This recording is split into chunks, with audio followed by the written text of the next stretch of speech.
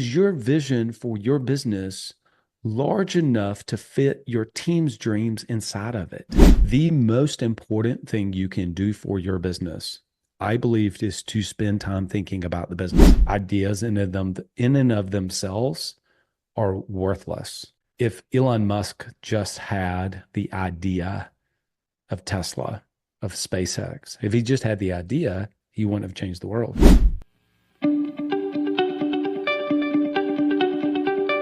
What one key piece of advice, would you like to give to everyone watching and listening today? Ideas are everywhere. Implementation is everything. Hello, and welcome to the Business Growth Show, where we talk about all components of business and how to utilize them for exponential growth. My name is Nathan Cassiotis. I'm a business growth expert who help business owners grow and scale to create wealth and freedom. Today, I have an awesome guest. His name is Bradley Hamner. He is a business growth coach, certified value builder, creator of the Rainmaker to Architect Assessment, and host of the Above the Business podcast. And his ultimate outcome is for business owners to have a successful business that creates the freedom and flexibility they desired from the start. Bradley started his first business in 2009 with no customers, no leads, and very little cash, but he did have a desire to win and succeed.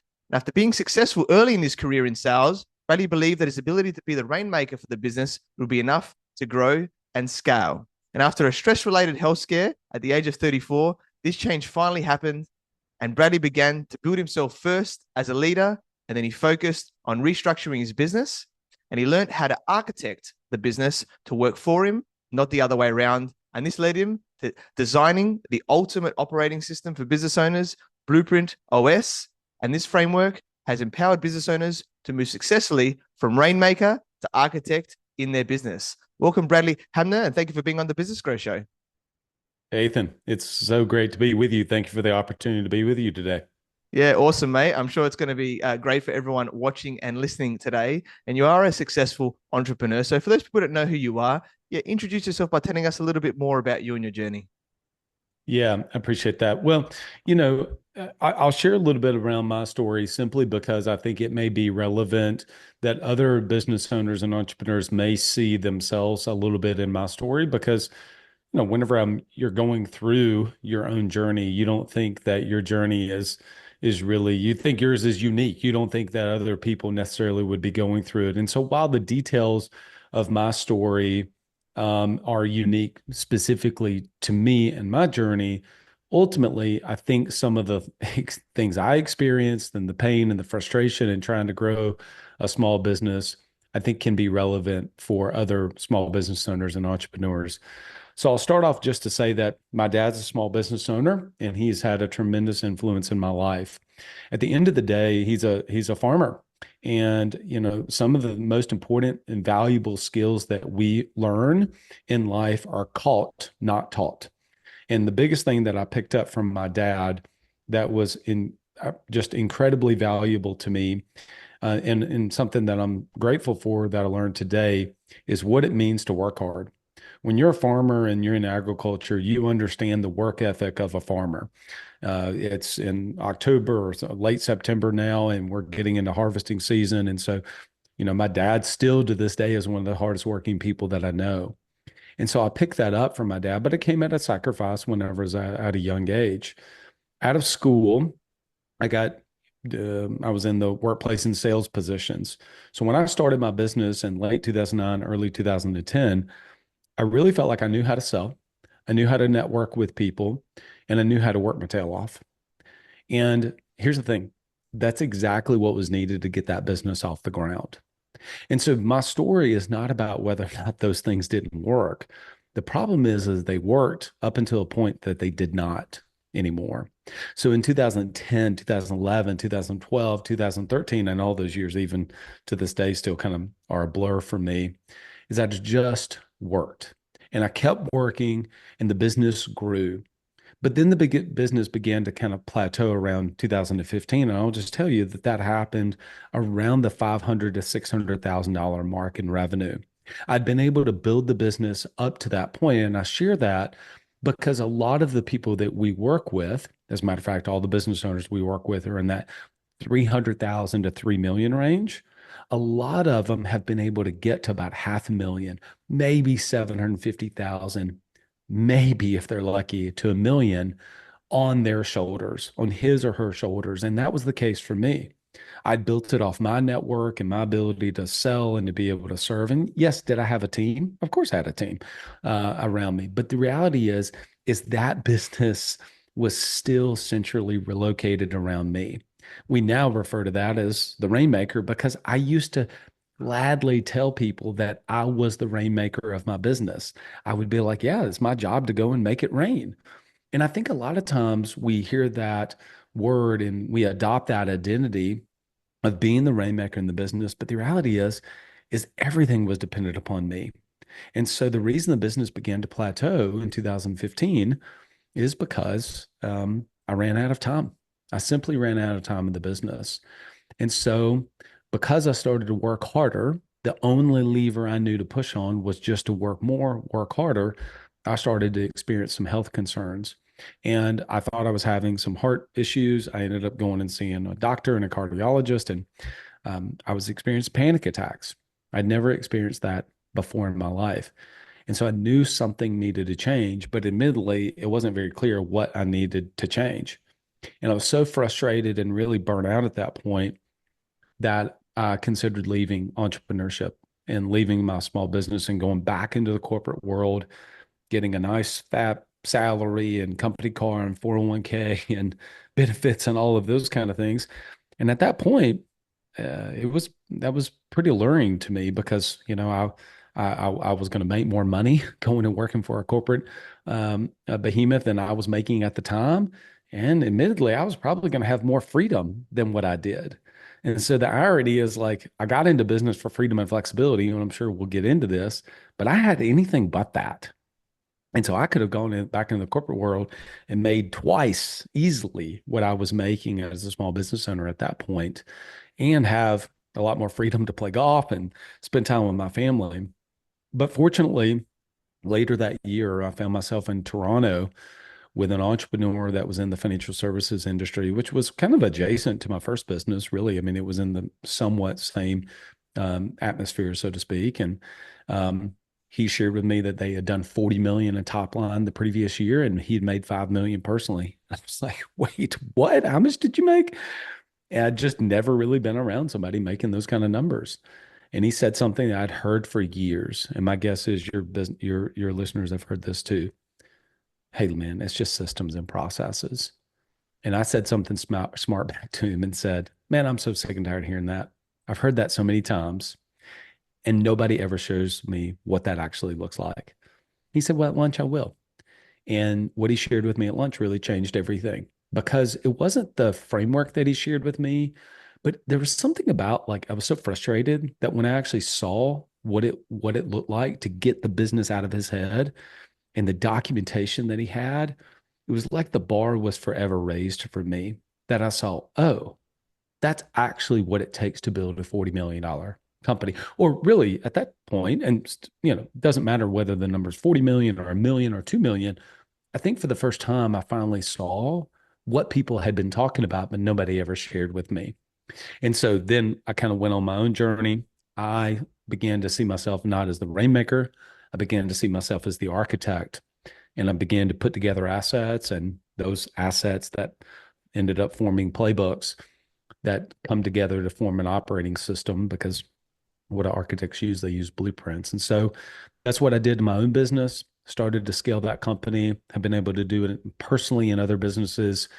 And now that's also one of the things that we share with other small business owners to be able to do as well, is help them to be able to go from being the rainmaker where everything's dependent upon them to become the architect of their business. So that's a little about my journey.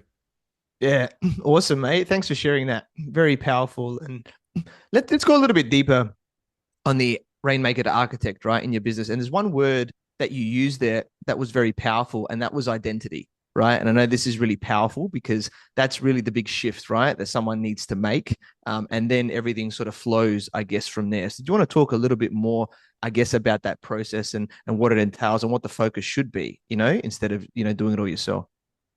Yeah, for sure. A lot of people will then ask, we go on a lot of other podcasts and people will say, where do I start? Like where do you recommend people to be able to start? And you start the same place that I started. So yes, on the plane ride back, sure, I pulled up a Word document at the time and was like, okay, I got to start like actually doing some stuff. But I think looking back on it, the thing that actually changed more than anything was not what I put down on paper or into a Google document or a Word document. It wasn't that. What changed is what I saw my role as. I began to see myself, and again, look, I didn't have the language around that now, that the language helps contextualize what was happening inside of me. So instead of me seeing myself as the person that was just going to go do all the things, I began to see myself as the designer. I was going to go design things. I was actually going to go build a system. I was actually going to go document a process in place. I was going to go build our marketing system. I was going to go build our sales system because I kept putting it off forever. I felt like I needed to do it, but it was one of those things. I'll get to that one day and I'll get to that one day and I'll get to that one day. And for me, it took me reaching a place of pain, literally feeling like I'm so burnt out, like I'm having panic attacks because I'm working around the clock. The business isn't growing anymore. It took that to spur me into action. And so the first and most important thing that you have to do is see your role differently. See your role as the architect of your business. I'm going to start, in fact, in our community, people will use, how do I go about architecting this? Okay. And if there's any architects listening to this, I've actually been on a podcast that is just for architects. And I shared with them, hey, listen, we use that word in a very honoring way to that profession because of the quality and the way that they approach work by, they don't do things haphazardly. They don't wing it, right? They think about, okay, wait a minute, how do we actually want to design this house? How do we want to design this building? How do we want to design this bridge, et cetera? Then they go about building it. They don't just hire a general contractor and then say, let's just start moving dirt around. Let's start, no, it's like, what are the plans? What are the plans that we need first? Then we'll order the materials, then we'll go about building it. But see, I was the other way. I was the person just running around like a chicken with my head cut off constantly, as my dad would say. That's just what I was doing with no intentionality to what I was trying to build. And so in practical terms, we actually help people to design a blueprint for their business. Like, what is your business blueprint? And specifically, it looks like three things. Where's the business going in 3 years? What are you trying to do this year? And what are you trying to get done over the next 90 days? 3 year, 1 year, 90 is what we say. So that first, it becomes the blueprint for your business. And then we can go and start actually making things happen to achieve that vision or those goals that you have. And so you're right. The first and most important thing is really the identity shift of the entrepreneur. Yeah, awesome, mate. I love that. I love the breakdown of the 3 year, 1 year, 90 days. Because yeah, you can get those big goals, but then you got to break it down into something to get those wins as well and connect it all. And I know you talk a lot about working on in above the business, and a lot of business owners can get stuck, working in the business. They're like, oh yeah, I've got to get to that. I've got to get to that, right? But then needing to, I guess, get that outside view, so to speak, or that helicopter view. So you want to talk a little bit more about the benefits, right, of that and how to Yeah. actually implement that well into the business too. Yeah, for sure. So you're right. Name of my podcast is actually called Above the Business. And we love Gerber's work, the E-Myth, where he introduced to all of us. I mean, it's almost at this point, required reading, it seems like, as an entrepreneur, that you have to read the E-Myth, right? And so he introduced us to the idea that you work on the business, not in it. I agree with him. I just think there's also a third dimension, which is to get above the business. So we'll say on, in, and above. So there's three different places. you don't live just in one place, right? You don't just say, oh, once you're the architect, you only live up in the clouds above the business. No, that's bullcrap. There's days and times I am working on the business and I'm also working in the business. And so there's two elements to this, okay? First element is that you have to understand, well, what are some examples of working above the business? For us, we try to take things from a concept and then bring it down practically into, okay, that makes sense. What do I do now? Right? Because I would listen to podcasts or read books, and then I would think, okay, I think I'm kind of resonating with that, but I don't know exactly what to do if I'm listening to this episode. What's the next right thing? So I'll give an example of what we look at of working above the business. So if you know what working above the business is, or at least a couple examples, then we'll get into the second challenge with that, which is nobody's pushing on you as an entrepreneur telling you to do it, right? There's no forcing function on you to do it. So it's easy to skip it. All right. So, first of all, I'll give you one that's a weekly discipline, and then I'll give you one that's a quarterly discipline. So, weekly discipline for working above the business is I actually think the most important thing you can do for the business is to spend time thinking about the business. I think I'm going to say that again because I think it's really profound. The most important thing you can do for your business, I believe, is to spend time thinking about the business. Now, does that mean that you spend 30 hours a week just thinking? Absolutely not. I'm talking about a 60-minute once a week session where you go to, you and I were talking about coffee earlier, you go to Starbucks, you sit at a coffee shop with a notebook, and you actually check the thing down into neutral for an hour to start getting some things out of your head so that you're clear headed on what it is you're trying to do. So often as entrepreneurs, we're going so fast that we don't even slow it down enough to go, wait a minute, is this the right strategy? Is this the right thing to do? I was sharing with you earlier that I just had met my team. Well, prior to that, I had been spending 2 hours doing thinking about the business. We're making some changes to our sales funnel, right? So basically the prospect journey effectively. And so I'm re-looking at that, and I needed time with, focus music in my ears, a cup of coffee, and a notepad to actually begin to go, all right, wait a minute, let me actually think about this and design this in a way that I think is going to make the most sense. And that'd be something that we roll out for, say, 2025. So that's the first one, is a thinking time discipline that you can do every single week for 60 minutes. Okay. That's working above the business.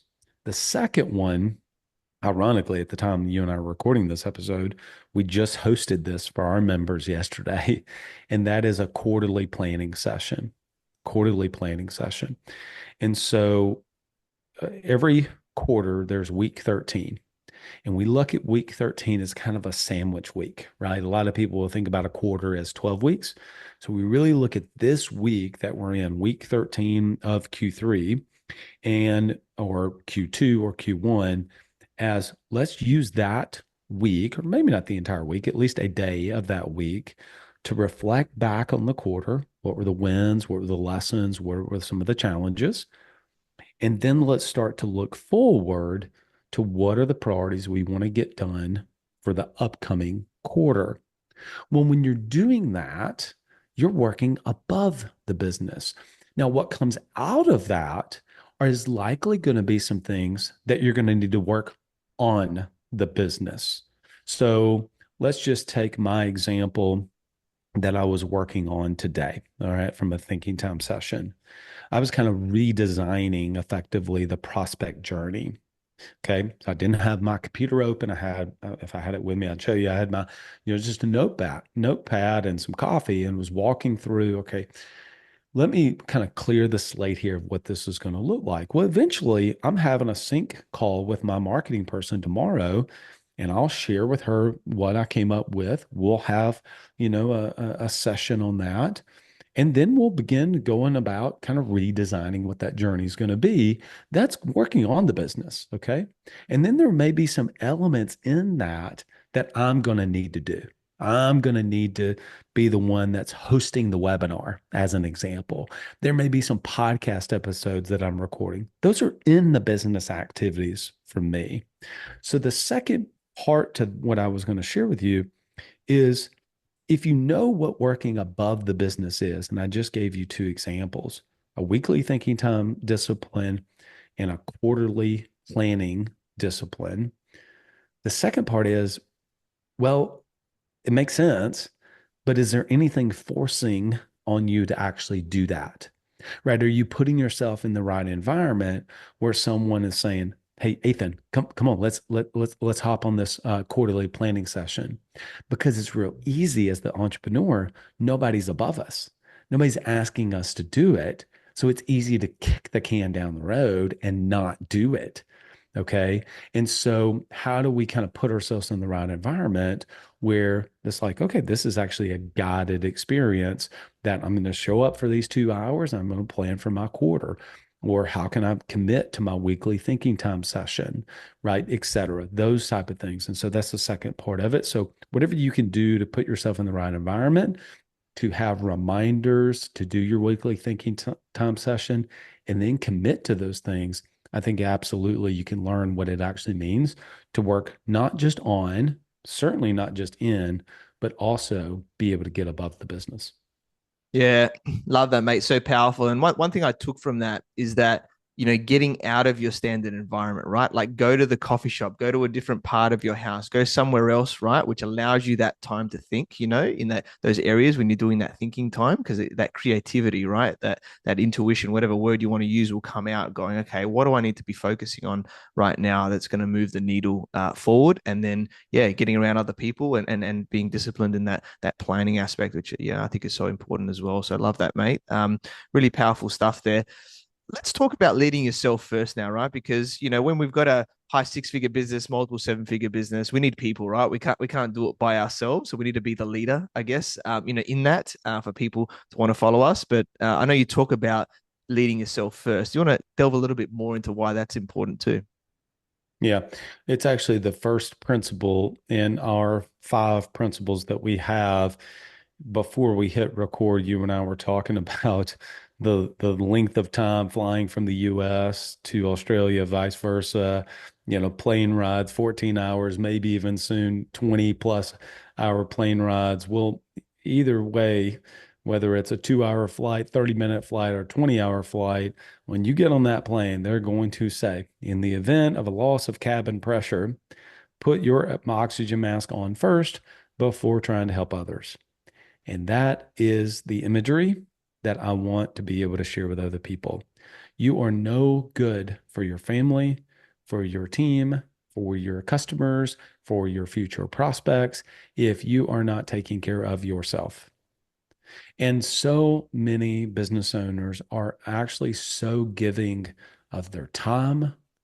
They will, I mean, there's so many examples of where business owners are so selfless that they actually wear themselves out to a pulp. They will take on so much from their team, but it just drains them.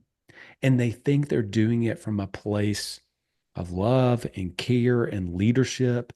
We hear things like servant leadership. And so what we end up doing is just constantly just giving of all of our time, et cetera. Now, what I'm about to say is not contrary to that. It's not designed to be, uh, you know, what do you say, contrarian in nature, just to be contrarian. It's not that. But I think actually the most selfless thing that you can do is to show up as the best version of yourself, whether it's for your team or for your customers, and certainly for your family. And so doing certain things, meeting with your team at times when's best for you based on your own energy rhythms, as an example, that is very valuable. And a lot of people will think, well, I'll meet with customers or I'll meet with my team whenever is best for them. Are you showing up as the best version of yourself then? For instance, for years, I ran an 8 o'clock Monday morning meeting. I am terrible Monday mornings at 8 o'clock. is the worst part of my day or part of my week from an energy level perspective. I would not show up as the best version of myself at 8 a.m. on a Monday morning. And so I had to do all these kind of things to get myself going. But by 10:30, which is when our team meeting is, our weekly business review, I'm ready to go. Maybe it's the caffeine. Maybe I'm into the week. I'm not, I don't know. But I show up as a different leader for the teams whenever it's time for me to be on with them. And that's all by design. And so that's just an example of when you lead yourself first and you start thinking about your natural energy rhythms throughout the day, not time management, but energy management as just one example of leading yourself first, you actually show up as the best version for yourself. When we do, my availability for podcast guesting spots, my availability for whenever I do, one-to-ones with a handful of our clients, et cetera, those are designed. They're not just at random. Of course, are there exceptions? Yes. Yes, there's an exception to that. Okay. I don't take meetings before 10 a.m.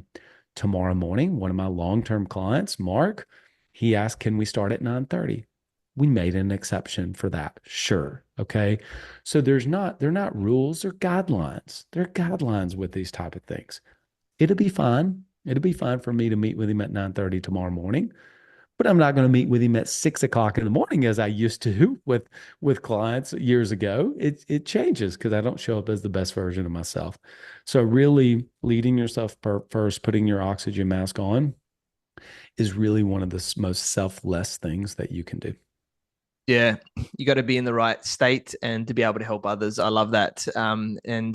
Yeah, let's talk around elements of being a visionary entrepreneur, right? Because I think as the business owner, or if you have multiple business, partners, let's call it, someone has to be the visionary, right? In here, which is looking forward and seeing, okay, where are we going, right? It's like the Sir Richard Branson, I guess, will be sort of that person that looks the visionary, or the Steve Jobs, right? These types of people, the Elon Musks that are looking forward and seeing where do we want to take this. And I know you talk about, I guess, three elements to this, right? The mindset, the skill set, and the tool set of a visionary entrepreneur. So I'd love to, help you to unpack that for us as well. Okay. So I'll share this because I think that as an entrepreneur, a lot of times we have to hold multiple things true at the same time. I think the book that has probably been the most profound in helping business owners and entrepreneurs to understand what it means to become a visionary has been Traction, written by Gino Wickman. Well, the best way I can describe that is there are times that people read that book and then they go on to read Rocket Fuel, and they end up thinking, you know what, that's what my role needs to be. I'm just going to go be the visionary. I'm just going to be the visionary. I'm just going to visionate all over the place. Come on now. At some point, get off your butt. You got stuff to do. You can't sit there all the time in la la land. That said, though, it is your role, and the one thing you cannot delegate. You cannot delegate. There's so many other things that you can buy back your time with other people, from an executive assistants and operators, et cetera. But there is one thing that you cannot delegate, and that is the vision of the company. So here's the part of that where I think we have to hold two things true at the same time. Is your vision for your business large enough to fit your team's dreams inside of it?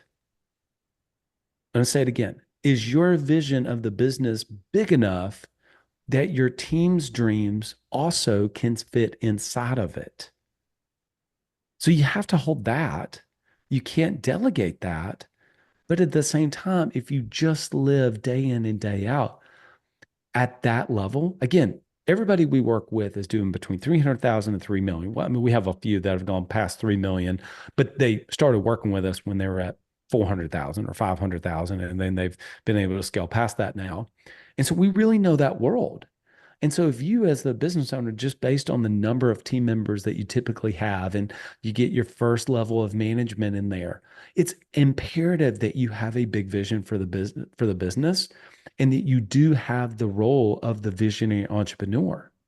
but it doesn't give you an entitlement role that you can just walk around and not do anything. You can't walk around and just be like, no, no, no, my job is just to hold the vision of the company, which is why I say somewhat jokingly, like you can't just visionate all over the place, right? Like you actually have a role to be able to do in the organization, especially at the level of the businesses that we work with. And so my hope is to be able to share with people fair balance. I love that book Traction. I think it's fantastic. But at the same time, I have seen people where they have just taken this idea basically and said like, oh, that's my role. I'm just going to go hire an integrator and they'll solve all the problems in the business. Okay. Or I'm going to go solve get an operator of the business. That's what I need to do. I'll be the visionary. I'll hire an operator. Listen, I love whenever people hire two ICs. Second in commands is what Cameron Harold calls them. In fact, we encourage that. Okay. Well, you do need oftentimes somebody that's going to be the one that's operating. But the thing that actually matters is the sequence that you hire that person. Meaning, if you hire an operator as an example, and you're going to be the visionary, here's the question: what are they operating? Do they actually have an operating system first? So if not, you're hiring an operator and asking them to come in and create the operating system. And at the size of the companies we work with, that does not work. That does not work. Now, when you get to 25 million and you've got the funds to hire a 500,000 or $1 million operator into the business, that's what they're paid. That operator comes into that business with a lot of the tools they already have. Does that make sense? Yeah, Okay. definitely. They already have that. But again, when you're at $2 million, you're not hiring an operator that's paid $500,000. You're not doing it. You don't have the funds to be able to make that happen. And so the first part is you got to have an operating system. Then we can go hire a second in command, and then they can be able to run with it. So that's my somewhat contrarian thoughts about being a visionary entrepreneur. Yeah, definitely. You got to do the things as well, right? Depending on what the level is at. Yeah, implementation as well as vision, definitely. You talked a bit about there about the operating system. So let's talk now about Blueprint OS, right? You've created there the operating system. The business needs to grow and scale without you. I know you've got a few components to this, so love for you to share, what you've created. Ultimately, when I came back, I started to like, okay, I got to start documenting stuff, like in addition to having the identity, I needed to get the business out of my head. And so now we help with our business owners, they get access to our set of playbooks. And these set of playbooks form a comprehensive operating system. We call that operating system the Blueprint operating system. Well, why is it called that? It's called that because we've made the shift of being from the Rainmaker, we've become the architect of our business. What architects use? They use blueprints. And so hence that's why there's really showing of the two journeys that's happening. There's the journey of the entrepreneur, and then there's the journey of the business that's happening. The journey of the entrepreneur is the one of becoming the architect. And the journey of the business is the one where it is running on the Blueprint operating system. It's running on something outside of you. It's independent of you as the business owner. So whenever I started to actually document things, I would do I would do a Google search. I mean, you could do it now and start to define, okay, wait a minute, what's a playbook? What's a play? What's a checklist? What's an SOP? What's a system? What's a process? And the more you do that, the more confused you're going to get. And so I needed to start coming up with naming conventions for the business. So, like, I'll give you several years ago when I was working with clients, and I started out reluctantly as a coach, honestly. Like, I didn't even realize I was getting into coaching. And, in 2019, 2020, I ended up with like a ton of like private coaching clients. It was too much. And so we were talking about the value of playbooks. You know what the problem was? they started calling everything a playbook in the business. Like everything was a playbook. And so I was like, wait a minute, not every document you put together is a playbook. And so hence we started helping people to understand what's the difference of a playbook, what's the difference in a system and a process and all those kind of things. But at the end of the day, the business runs on just a set of playbooks, and those set of playbooks together form a comprehensive operating system. Yeah, awesome, mate. Love that. Really powerful. Let's talk about how we do this, right? Because I think one of the things that I see, right, with people as the business owner is that they they know certain things that they have to do, but having the discipline and to follow these things can be a challenge, right? And how to implement them. It's like one thing is to learn it, another thing is to implement and to do that consistently over time.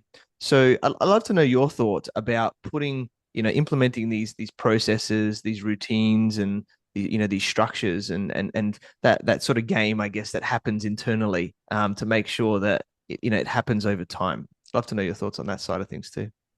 Well, first of all, I think it goes to what we talked about earlier, which is the importance of a vision.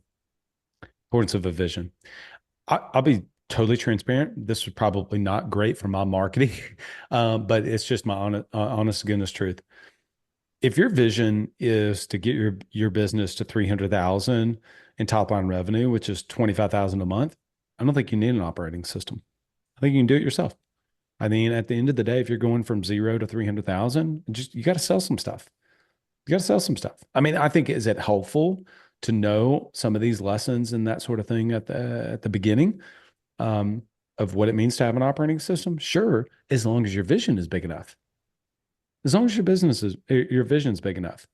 And so, if your vision is big enough to get your business to 1 million and then to take it to 3 million and beyond, then I believe fundamentally, this is like one of the few hills I'm willing to die on, is that the business has to run on something outside of you. It just does. And so that's why when we initially talk to business owners, we're looking at kind of where they are today. Okay, where's revenue, team size? What do you do? What's your role? What's profit look like, et cetera? And the most important question we ask is, where are you trying to go? Where are you trying to go? And so often, nobody has asked them that question. Nobody's asked them that question.